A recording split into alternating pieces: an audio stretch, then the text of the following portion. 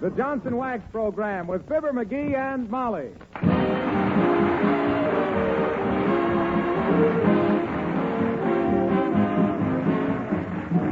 The makers of Johnson's Wax, Johnson's Car New, and Johnson's Self-Polishing Glow Coat present Fibber McGee and Molly, written by Don Quinn, with music by the King's Men and Billy Mills Orchestra.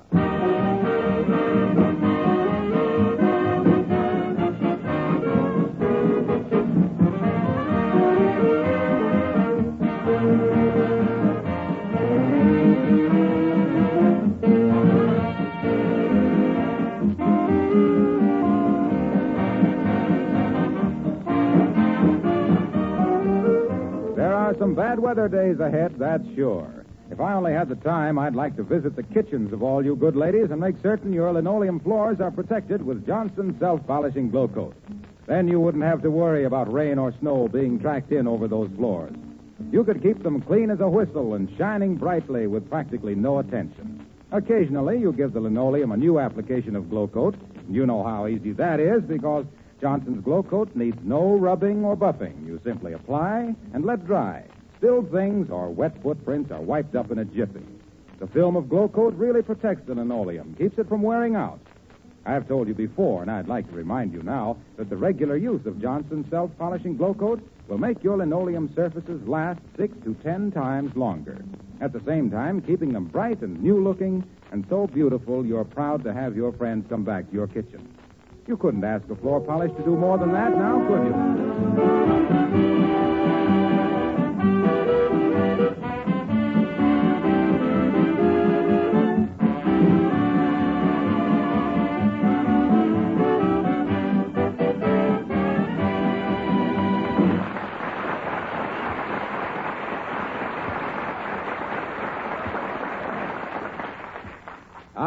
What happiness at 79 Wistful Vista this morning.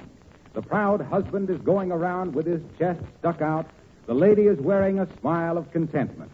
Yes, the doctor has just left, and here, gazing with wonder and joy at the beautiful new 5.5-pound arrival, we find Fibber McGee and Molly.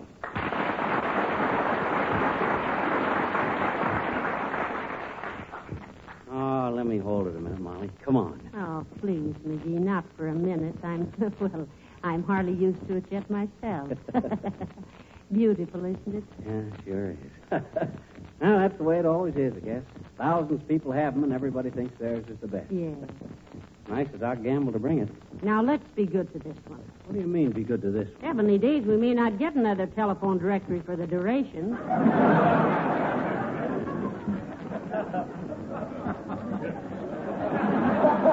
Come on. Let me hold it a minute, Molly. Thanks. Boy, it sure is heavy, ain't it? And the cover is so clean. Yeah. I almost hated to turn the old one in. You know, it had numbers and recipes and memoranda and doodling all over the covers. I wish they'd get a new design for the cover of these things, though. This guy carrying the snake makes me nervous. Hey, I think I'll call somebody up. Who? Oh, I don't know, anybody. When the phone company goes to all the trouble to give us a nice book like this, the least we can do is use it. Hand me the phone. Here, and talk as loud as you like now. The phone bill is paid. Thanks. Hello, operator. Give me the residence of Kipling W. Pickhandle at Wistful Vista 7294. Pete's sake, is that you, Mert? Oh. Oh, dear, in spades. How's every little thing, Mert? It is, eh? What say, Mert? She did she? Well, that ought to be a red litter day in her life. You mean red letter day, dearie? I mean litter. Their Irish setter just had puppies. What say, Mert? Okay, nothing important anyway. No answer. Say, who's Kipling W. Pickhandle? Oh, I don't know. I just pickhandled him just out of the book at random. Thought it'd be kind of clubby to talk to him. Both of us in the same book and all, you Yes, know. it is cozy, isn't it? Yeah. Say, maybe we all ought to get together once a month and have a nice... Yeah. Come in.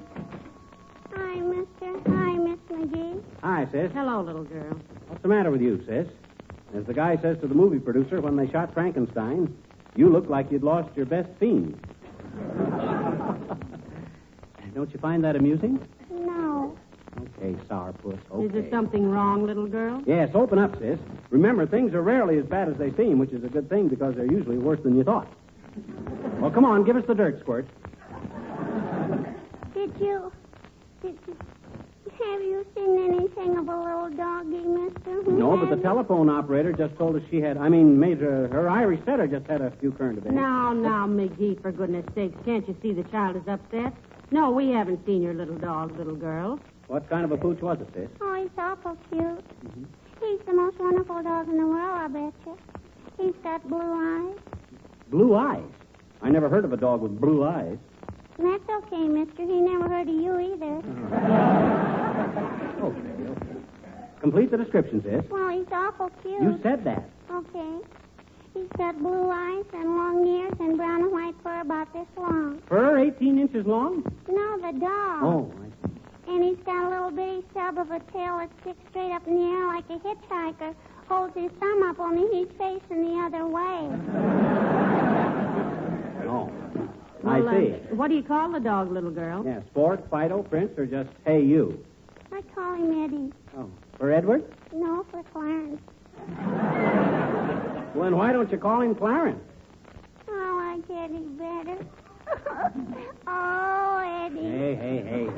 Now, take it easy, sis. Take it easy. Well, gee, if he was your dog, I bet you'd be worried, I bet you.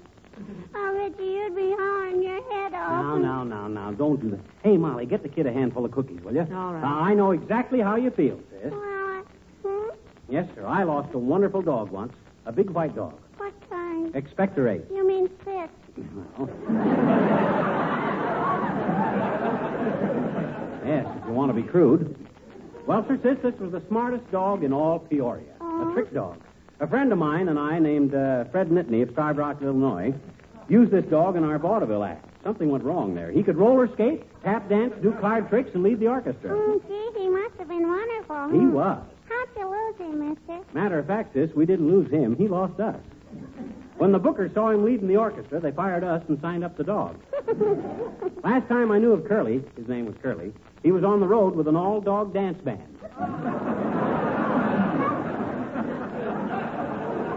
Yeah.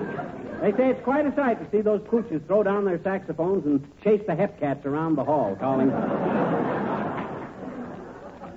Well, now, here's the cookies, little girl, and a glass of chocolate milk. Yeah, you feel better now, sis? Thank you, Miss McGee. And No, I don't feel better. I want my doggy. Here. Now, don't cry, sis. We'll find your dog. We'll scour the town for him. We'll drag out the throw net. It's throw out the dragnet. Huh? Oh, yes. Well, come on, Molly. Get your hat. You coming with us, sis? No. See, I've been all over town already, mister.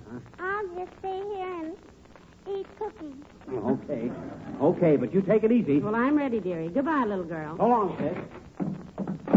Here, Eddie. Here, Eddie. Here, Eddie. Nice talking. Here, Eddie.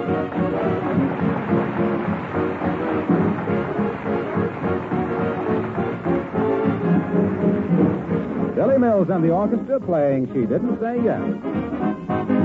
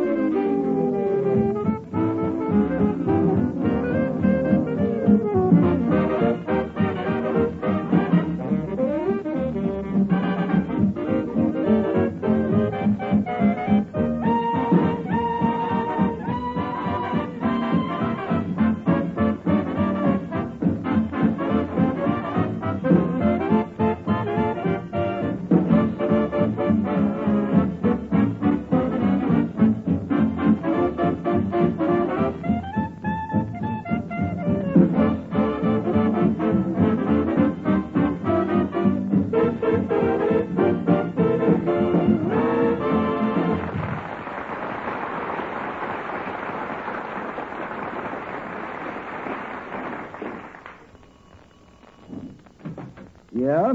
Good day, sir. Now, look, Bud, we're looking for a little dog, brown and white, about this long, with long ears, a stubby tail, and blue eyes. Yeah, and we thought we saw one sitting on the windowsill in here, and we wondered if... What's his name? Eddie. Can't be the same one. Why not? This is a cat.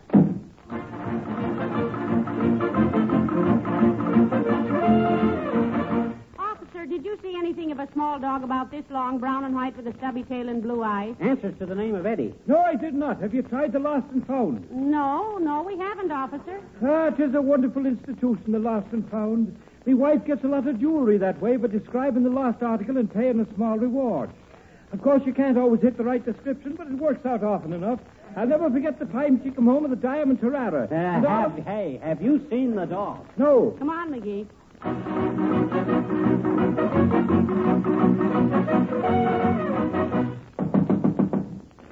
How do you do? Hiya, ma'am. Excuse us, but there seems to be a lot of dogs in this neighborhood, and we wondered if you'd seen anything of a little one about this long, brown and white, with a stubby tail and blue eyes. No, I haven't. If you see one like that, will you call us, sis? No, I won't. For goodness sakes, why not? Anytime I start seeing little dogs with blue eyes, I'll go on the wagon. Well,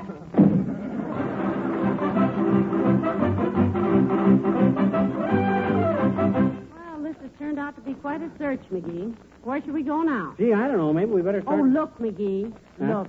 Here's Meyerhoff's butcher shop. Lots of dogs hang around butcher shops, you know. Yeah. So do lots of people these days. I sit up and beg every time I go in there myself. But we might as well give it a try. Well, come on. Hey, Meyerhoff. You'll have to wait your turn, mister. Get around to the end of the... Oh, it's you, McGee. Now, listen, pretend like we want to buy something, McGee. Have you any nice weenies today, Mr. Meyerhoff? Nice weenie, she inquires. Folks, we got some weenies with a skin you love to touch with mustard.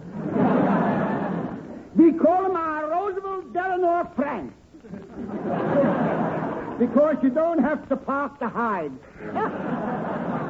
How many you want? Well, we'll be in later for him, Meyerhoff. But we wanted to ask you, did you see anything of a little brown and white dog? He disappeared, and we... Insinuations you making at me, McGee? Huh? First, have we got weenies. Second, the dog disappeared. Yeah. Maybe you'll tell me Seabiscuit is missing, and have I got any porterhouse? No. Herman, my big cleaver. Oh, come on, McGee. Well, we don't seem to have handled that very diplomatically, dearie. Looked for a minute like you were going to wind up with a cleaver in your clavicle. Well, if I was a butcher, I guess I'd be kind of edgy these days, too. They got mugs yapping at them every day for sirloins that never ate meat more than twice a month in their lives. You know, that's why the new meat coupons are brown, dearie. Hmm? The dealers got tired of seeing red all the time. Well, this isn't kidding to find the kid's dog. I wonder if we better... Hello there, Molly. Hiya, pal. Well, hello, Mr. Wilcox. Ask him, McGee. He gets around a lot, you know. Yeah, look, Junior, we're on the lookout for a little dog. Well, that's nice of you. Who's he afraid of, the dog catcher? No.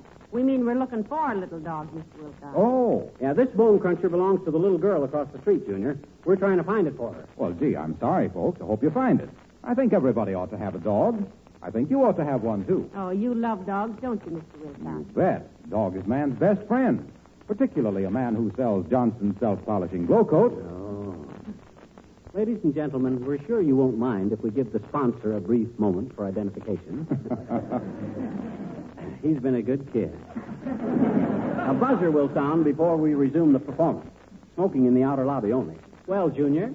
Well, what I mean is that people who have dogs running in and out of the house appreciate a glow-coated linoleum floor because Johnson's self-polishing glow coat makes it so easy to wipe up muddy paw prints tracked in by Trixie and Sport and Napoleon. It eliminates old-fashioned floor scrubbing, which dries out and ages linoleum before its time. Glow coat protects and preserves and make having a dog much less trouble and lots more fun. Okay, folks, resume your seats, please. So you haven't seen anything of Eddie, eh, Junior? Eddie, you know, is the name of the little girl's dog, Mr. Wilcox. No, I'm sorry. I'm sorry I haven't. And I'm sorry she lost her puppy.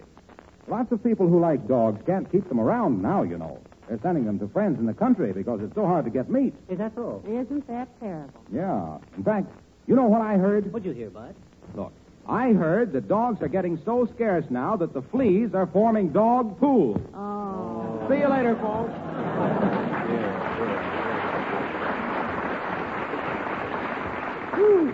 Fleas are forming dog pools. If that ain't the corn... Hey, you know what I got a good mind to do, Molly? What, dearie? If we don't find that puppy pretty quick, I'm going to get a bunch of guys together like Uncle Dennis and Doc Gamble and Wilcox and Billy Mills and form a possum. Oh, no. You don't mean a possum, you mean a posse. I do not. Posse means something is out of date. No, and that's passé. Go on. Passé is that green stuff that falls in your lap when you try to cut up a lamb chop. No, dearie, you're thinking of parsley. I never know such a thing. Parsley is a pattern in a shawl. My grandmother had one. That was Paisley. No, sir. Paisley was my cousin. My grandmother's name was Underwood. I didn't mean your grandmother. I meant the shawl. They're called Paisley shawls. Why should my grandmother wear a shawl named after my cousin? And why didn't I mean possum? Because a possum is a little animal that pretends to be asleep. Sure it is. And when a bunch of us guys form a possum, we'll wake that pooch up wherever he is. I tell you, Molly, we got... McGee, here comes Alice Darling.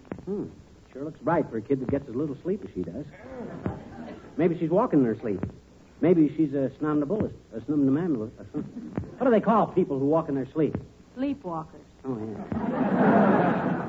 Well, anyway. Oh, hi, Alice. Hello, Mr. McGee. Hello, honey. Well, why aren't you home in bed, child? Didn't you just get through work? Yes, I did, but I promised myself I'd do my Christmas shopping early this year, so I've been up in the Bonton department store telling Santa Claus all the things I want. Aren't you a little old for that kind of stuff, sis? Oh, I guess a girl is never too old to tell her father things like that, Mr. McGee. Though he didn't think I recognized him with that beard on.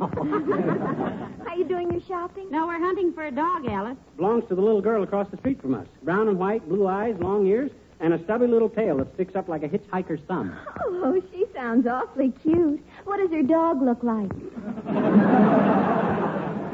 Alice, that is the dog. Yes, and if you see it, grab it and bring it home, will you? Indeed, I will, Mr. Now, McGee. listen, you better get home and get some sleep. Oh, I will, Mrs. McGee. And Look, Alice, speaking about Christmas, now don't you go spending a lot of money on Mrs. McGee and I, see? McGee!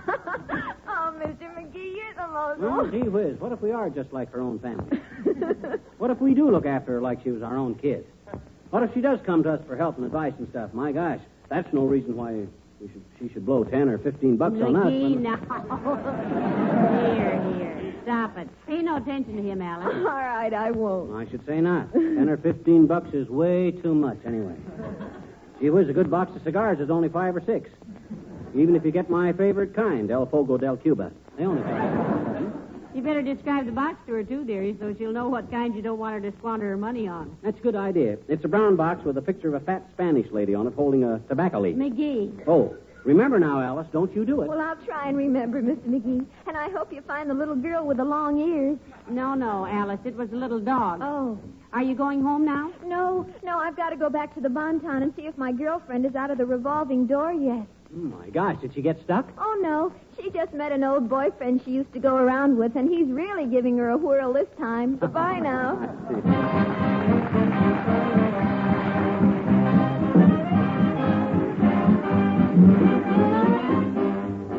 The King's Men singing Lena from Palestina. Oh, Lena, in the Bronx in New York City lives a gal, and is she pretty? Lena is her name. She is a beautiful kid, so winsome. Such a clever girl is Lena. How she plays a concertina, really it's a shame.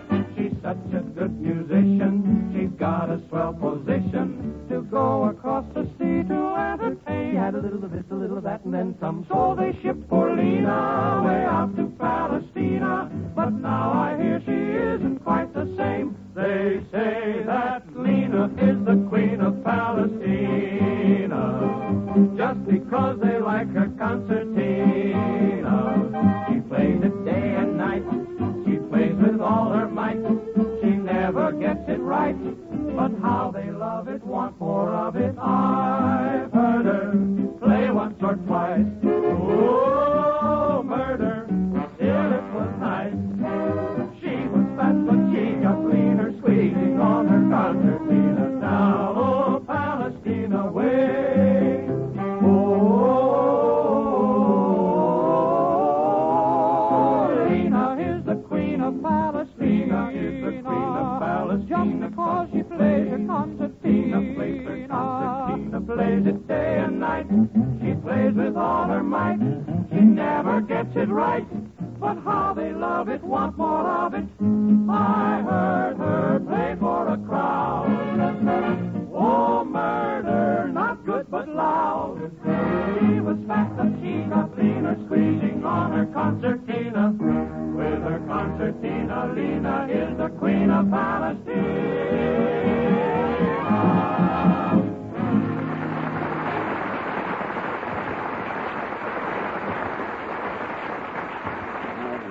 Well, I'm afraid it's no use, McGee.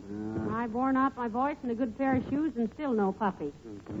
Now I know what they mean by dog tired.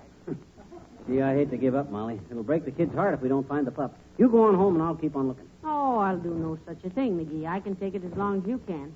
Say, look, why don't we ask Mr. Wellington? Who? Mr. Wellington, the manager of the Bijou.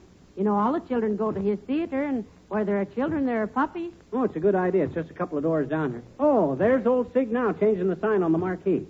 Hi, Sig. Hello, Mr. Wellington. Well, good day, Mrs. McGee. How charming you look this morning. Thank you. This is indubitably one of the finest. I say, move along, my good man. Can't you see I'm speaking to this lady? What do you mean, my good man? I'm her husband. You know that, Wellington. Oh, bless my soul. Fibber McGee. So sorry, old man. Misplaced my spectacles this morning, and I suffer acutely, you know, from astigmatism. Well, that's too bad, Mr. Wellington. I see you're changing the picture today. What's the new one? We present for the next 7 days, and I quote from the advance publicity, a thriller-diller, killer-chiller, the horrific, terrific, keep a stiff upper lippic, dynamite, melodrastic, super-epical master drama of all time. I understand it's pretty good. Yeah, but what's the name of it? We are billing it as The Phantom of Olson and Johnson. Don't you mean the Phantom of the Opera? Frankly, yes. But you see, my patrons, Mrs. McGee, are inclined to be slightly frightened by the implications of the word opera. We cater to a group of people who are made ill by il trovatore and who think cavalleria is an old rusty canna. They are allergic to the classics. They are, in a word, X without class. Well, look, Sig, old man, we're looking for a dog. Then you should have seen the picture we played last week. Oh, yes. Here we go again with Edgar Bergen and 3 dummies. There, my friend, was a cinematic canine that shouldn't happen to anyone. We were in that, Mr. Wellington. Oh, and you, my dear lady, were the redeeming feature, if that feature could have been redeemed. Well, how'd you like me in it, Sig? What kind of a dog were you looking for, old fellow? Well, a small dog about this big with a stiff little tail and long ears and blue eyes. And if you should see it, give me a buzz, will you, Sig? I shall telegraph you from Mongolia, my friend, because should I ever encounter such an monstrosity, I shall go hither and thither. And now, if you will excuse me, I must make arrangements for today's matin. Eh? Yes. Oh. Well, come on, McGee. Come on, dearie. Good day, Mr. Wellington. A toodaloo and a toodaloo to McGee.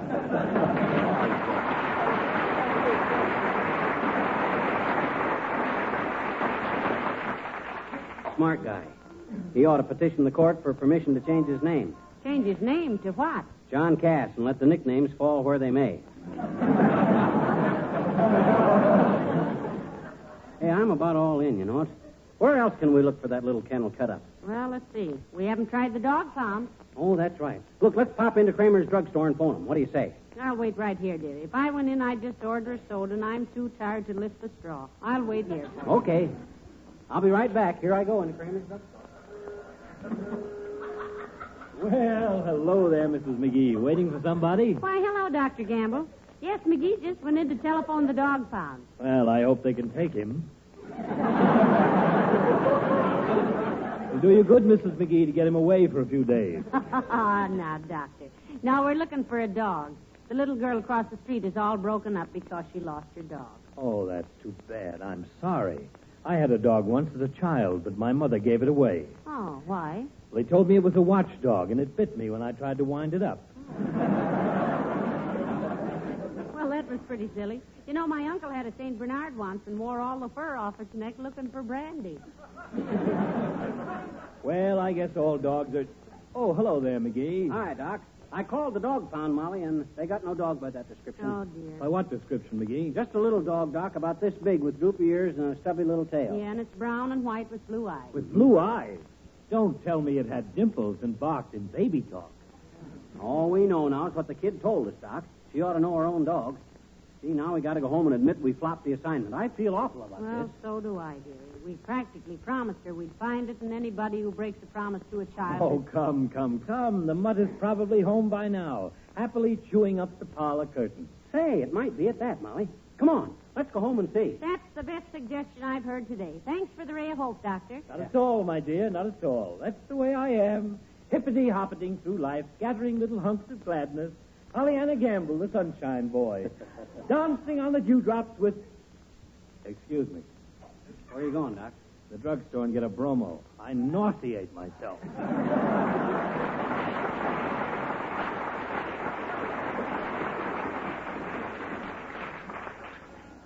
Well, let's get home. Okay. I sure hope that pup has come back. Otherwise... Hey, Molly, here comes the streetcar. Come on. Okay.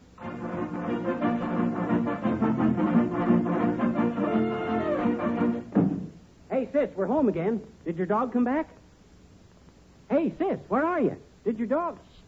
Quiet, McGee.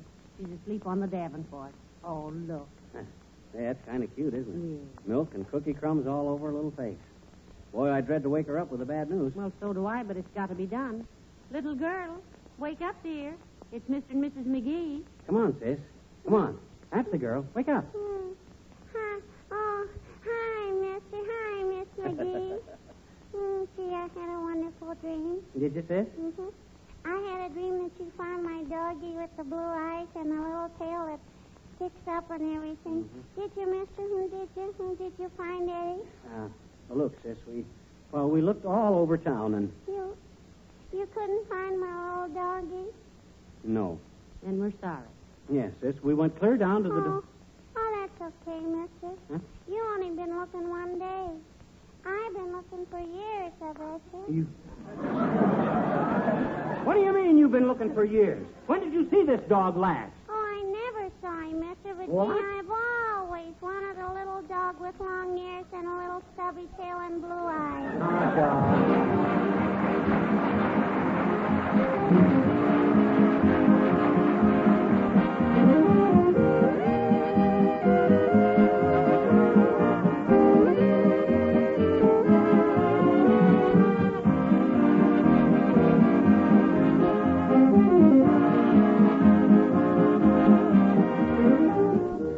When your heating system is turned on, there's apt to be a little more dirt around the house. It shows not only on your curtains and walls, but on your windowsills and floors and on your furniture.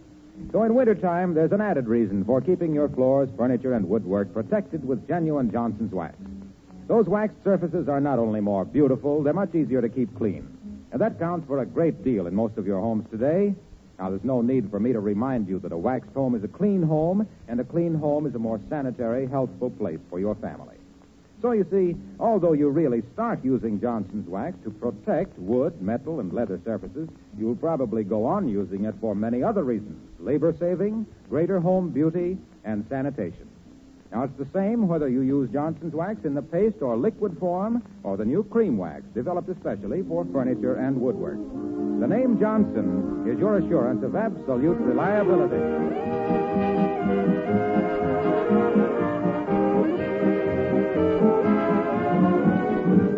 Well, that was certainly a wild pooch chase, wasn't it, McGee?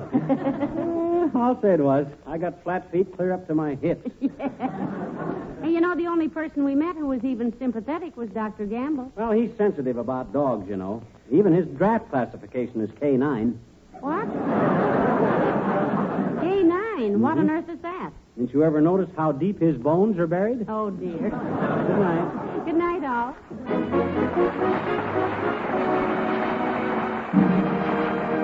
The character of Mr. Wellington heard on this program was played by Ransom Sherman. This is Harlow Wilcox speaking for the makers of Johnson Wax Finishes for Home and Industry, inviting you all to be with us again next Tuesday night. Good night. This program has come to you from Hollywood. This is the National Broadcasting Company.